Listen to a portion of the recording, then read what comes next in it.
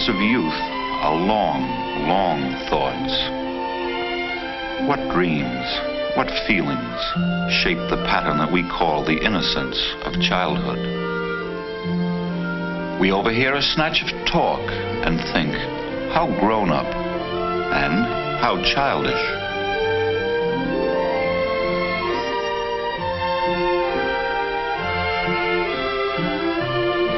We look at their drawings and are amazed at the knowledge and passion and insight that they unwittingly reveal.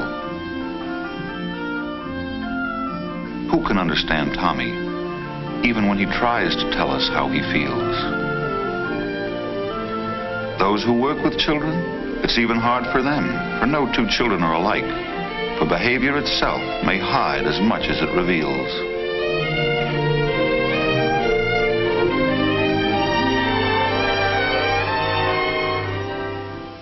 Miss Perkins said stop or something, and in a minute it was all over. Sure, Miss Perkins was still angry. So what? It seemed to Tommy she was always angry about something.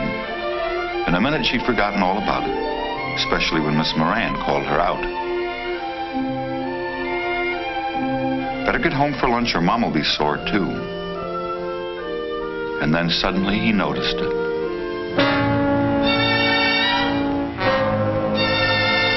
After that, he couldn't exactly remember what happened.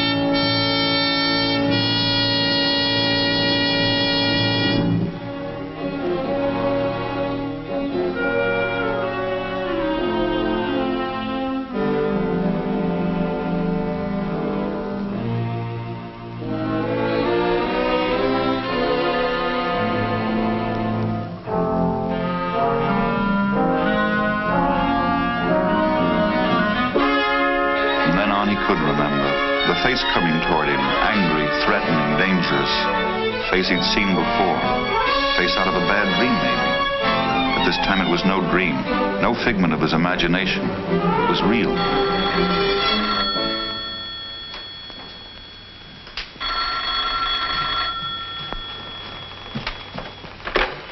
Yes. Yes, Mr. Kearns, this is Miss Randall. Is he hurt? Oh, thank goodness. But I'm afraid that my business isn't pleasant. I'm sorry to say that your Tommy has been caught stealing money from Miss Perkins' pocketbook. Oh, but that's impossible. I'm sure it's impossible. There must be some mistake. You've got the wrong child. I'm afraid there's no room for doubt. Miss Perkins caught him in the very act. You mean she actually saw him? Oh, I can hardly believe that. I know. I don't like to believe it myself. But we've been missing things around here for some time. Little things. And now there's this matter of a bracelet. Have you, by any chance, missed a gold bracelet? Yes, I did lose a little gold bracelet. Why? In his school bag. You mean Tommy? No. I don't think I did give it to him. Oh, I don't know what to say. Well, that's what I'm calling you about. I've talked to Miss Perkins and Miss Folsom, our consultant, and we all agree that this isn't a matter for punishment. The punishment, in fact, might make it worse. Tommy wouldn't be behaving as he is if he weren't seriously upset by something that we don't understand at the moment and that he's not aware of himself. We think it calls for professional help. You know that guidance clinic over on Pine Street? Yes. Well, it's set up to handle just this sort of problem. We feel very strongly that you should take Tommy over there. They're nice people, easy to talk to. Miss Black is the psychiatric social worker, and if you call her for an appointment, she'll make all the necessary arrangements. But what can they do? Tommy's my child. And it'll be up to you to do the most for him. But it's only fair to yourself to let a professional guide you. These things are never easy. May I tell Miss Black to expect your call? Yes, I suppose you better had. Tell him to be careful when he crosses the boulevard. There's no policeman on duty at this hour.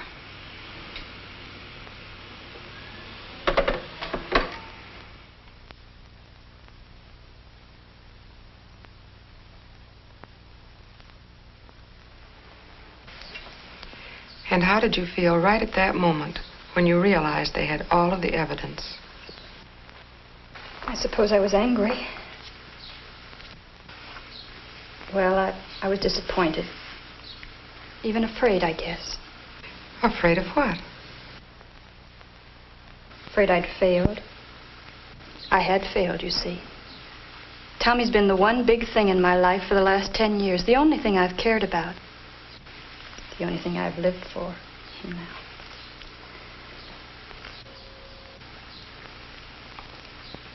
I know it's the mother who's responsible for the child's character. That's why I've tried so hard with Tommy. Why I've watched his habits and watched his friends. I've sacrificed everything so that we could live in a nice neighborhood, so we'd know nice people. We do have a nice, comfortable home, really we do. I'm sure you do. It's not as though I neglected Tommy, gone out playing cards or running to cocktail parties. I've tried to be a good mother right from the day he was born. I wasn't able to feed him myself, but I never let anyone else fix the formula. I followed all the doctor's orders religiously. I was determined to do a good job with Tommy. Even before Tommy was born. Yes? I promised myself that I'd try to do a good job bringing up my children. I wanted them to have everything I'd missed in childhood. You see, my mother was always so busy. Did she go to work? No, but we had a big house, and she ran it perfectly all by herself. Oh, it isn't as if she actually neglected us, but, well, she's just that sort of woman, always fussing about, never in one place more than a minute. Well, I wasn't going to be like that. And how do you feel about your mother now? Well, I love her, of course. That is, I guess I do. I wonder... Mrs. Randall, all this is helping us a lot in our understanding of Tommy. Why don't we go on talking about it next Wednesday? All right. Oh, don't wait for Tommy. He's probably still in with Dr. Marshall. We can send him along home. All right, I'll see you Wednesday. Bye. Goodbye. Michigan, Tommy's home state, is fortunate in being able to provide community clinics where troubled youngsters can be helped to grow up emotionally and where their parents can learn to play their part in the process. Often mothers will bring children to the clinic. Usually the suggestion for a first visit is made by the school or a doctor or sometimes by a judge. The staff of such a clinic is usually headed by a psychiatrist. In this case, Dr. Leonard F. Marshall. I don't care about your spelling or your arithmetic, Tommy. I'm not like Mr. Kearns. I'm a doctor. Something like the doctor you go to when you're sick. Who is he, by the way? Dr. Phillips. Oh, yes, I know him very well. How do you get along with him? Okay, I guess. Well, that's fine. As long as you get along so well with doctors and I get along so well with boys, we shouldn't have any trouble at all. You probably will even get to like coming here after a while. We're going to play a bit. We're going to talk a bit. Probably talk mostly. You think you like to talk? About what? Oh, about you and about people you know.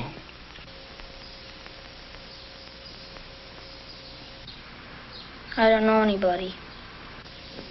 Oh, you must know somebody. The children in your class? Oh, them? What about them? I don't know them very good, except Mickey. Who's Mickey? Friend of yours? No. He's a kid who's always starting a fight. We fight a lot. That was April 3rd.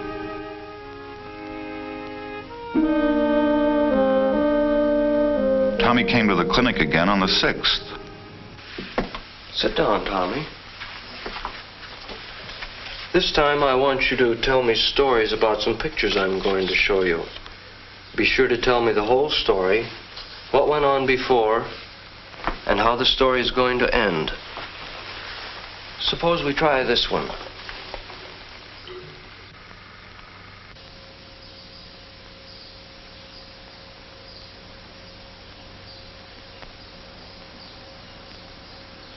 I can't think of anything. Oh, any sort of story will do. Well, she won't let him in. Yes. She's telling the cop that it's not her boy. Why? Because she's making believe. Because she's ashamed. Why ashamed?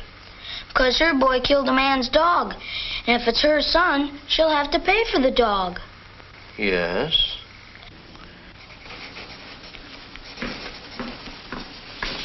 You wanted to see me about Tommy Randall, Dr. Marshall? Yes, but we'll need John. He's giving Tom the picture story test right now. He'll be over soon. We'll wait for him for a few minutes then. These are some of Tommy's drawings that the school sent over. There's an awful lot of hate in them, and in the boy. Hate that's spreading over into his feelings about everyone. It's the reason for poor schoolwork, although his IQ is 115. It's what the stealing is all about. It's shown itself in every meeting we've had, even though we're getting along very fine. Well, he's up against a lot at home. That's just what I want to hear more about. Well, Mrs. Randall puts a lot of emphasis on their nice home life. For example, this is the sort of thing she would tell me.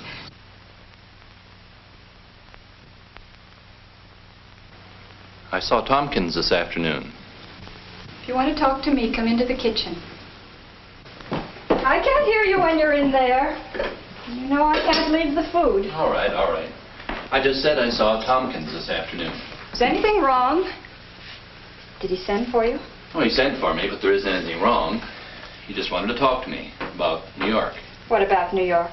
The assistant sales managership in the New York office. Did I want to take it? Do you mean they're going to send you there? How awful. What's awful about it? They're not sending me. It's supposed to be a promotion. But New York, we don't want to go to New York. What about our home? What about Tommy? Frank, you didn't say yes, did you? No, I told him I'd think it over. Thank goodness. I was really frightened there for a minute. I should have known you wouldn't make a mistake like that. Why is it such a mistake? There's a raise goes with it. Can't you see what they're trying to do? Please, Tommy. Your father and I are discussing grown-up matters. You go wash up and come when I call supper. Go along now. But, Mommy, man. Better do, as your mother says. I'll see you later. All right.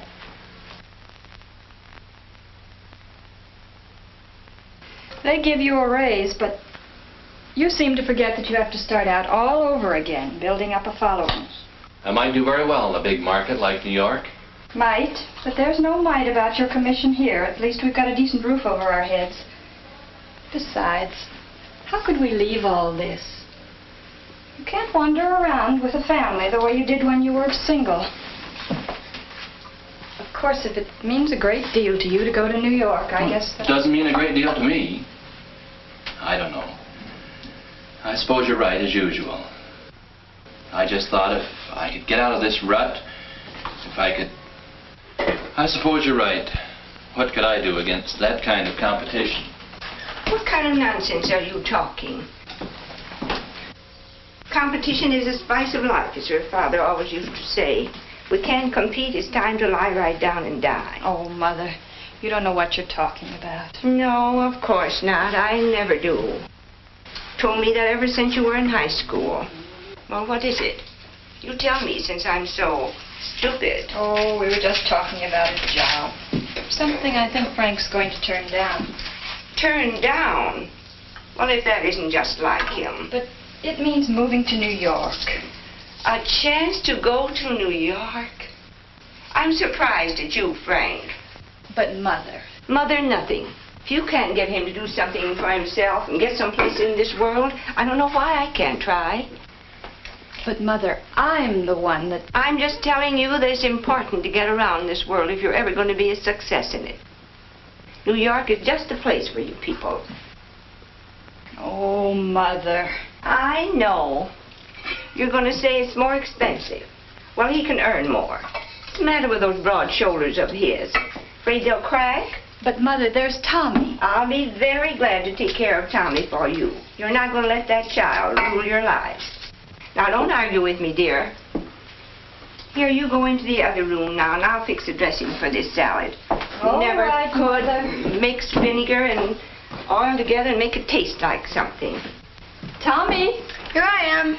Tommy, didn't you do what I asked you? Oh, really? Go wash up, quick. Okay. We're not going to wait for you with supper. There's no use of fussing about the dressing if you leave the salad leaves wet. I don't know how many times I've told you, Agnes, that wet leaves dilute the seasoning. Well, let's sit down. Well, what's the matter with you? Oh, I don't feel very well, Mother. I've got a terrible headache. No, Frank, all of you go ahead and eat. I'm going to lie down for a few minutes. I'm not very hungry anyhow. Now, Tommy, mind your manners. When I'm not at the table with you, that it really counts.